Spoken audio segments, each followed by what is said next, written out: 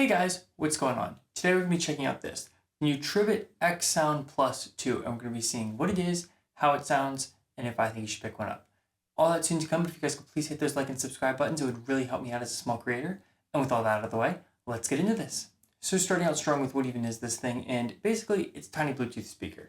It's got all the basic feature comforts like pause, play, volume controls, and it lets you do connection through Bluetooth and through 3.5mm jack if you still want to do something like that. So now getting into how this thing sounds, actually, I gotta say pretty solid.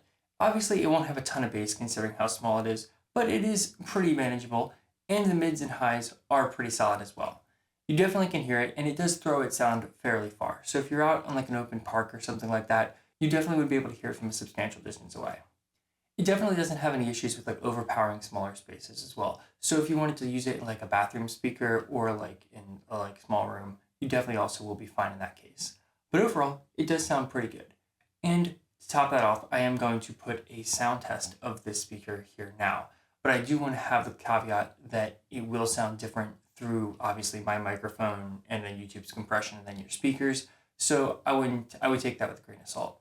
Not the type to wait around, I've never hesitated, but she's got me captivated, so the game I'm gonna play it, yeah.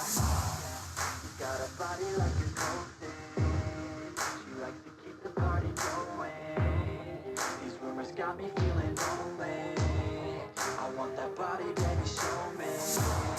She's got a body like a cold thing, she likes to keep the party going, these rumors got me feeling lonely.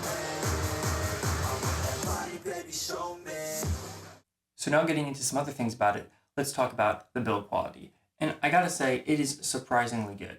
The grill on the front is all metal and it feels really premium. And then the entire thing is wrapped in like a rubber like membrane, I guess you'd call it. And it seems very solid and very grippy. It has waterproofing on it, so it's IPX7 rated. And that includes a cover over both the charging port and the aux port. Now that we covered the physical aspects, so let's get into some more of the software. So it does come included with an app, and I will say, especially for a speaker brand that I hadn't really heard a ton about before, the app is surprisingly comprehensive. It lets you update the speaker, and it is very easy to use. The whole setup process of like connecting the speaker to the app, incredibly fast, equal if not better to like JBL's, for example.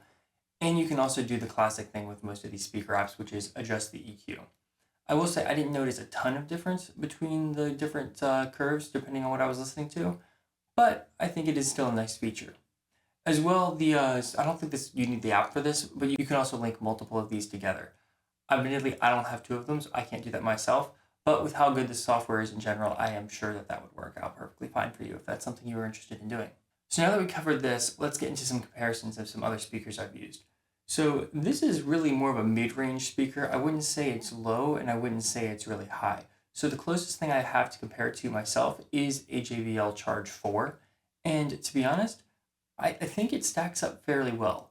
To be fair, in JBL's lineup, I think a Flip would probably be a more apt comparison, but Charge is what I have, so that's what I'm going to compare it to. I think that this thing sounds pretty, like substantially quality-wise, fairly similar. I think the JBL does have a little bit more bass, but it's also a little bit bigger and definitely more expensive. So I think that that's kind of a fair trade. And I really do think that comparatively in quality, I think that they're both about the same. Like there's no feature on one that I'm like, oh, I really wish this other one had. And I think overall, especially at this price point, I think most of you guys are just trying to figure out, is this thing worth my money? And to be fair, I really do think that it is. I mean, that's kind of the conclusion, I guess. It is a mid-tier speaker. It does everything it should. It feels fairly premium, and it's like a little bit durable. I wouldn't go dunking it in the river because I just don't think electronics, no matter how good they are, really are ever really rated for that. I mean, I'm sure there's some exceptions. But I think that if you want to have like an adventurous speaker that you can use for a couple of years, take to the river, hang out with, I think that this thing will do a great job. I mean, that's pretty much all I have to say. I think most of these videos are me like explaining the product, kind of covering all of its attributes. But mostly what I think that most people come to see is, do you think it's like good enough that I'm not going to buy it and be sad? And I think that if you buy this thing, you will have a perfectly fine time and you'll walk away being like, yeah, it does what it is. It's not super fancy, but it does what I need it to, and that's all I really care about. So if that's what you came here for, I guess that's pretty much all I got to say. But if you like this video, if you could like and subscribe, that really would help me out as a small channel. I do have some other videos that are kind of similar, so I'll put those up on the screen now. But I mean, yeah, that's pretty much all I got today. So thank you so much for watching, and I'll see you next time.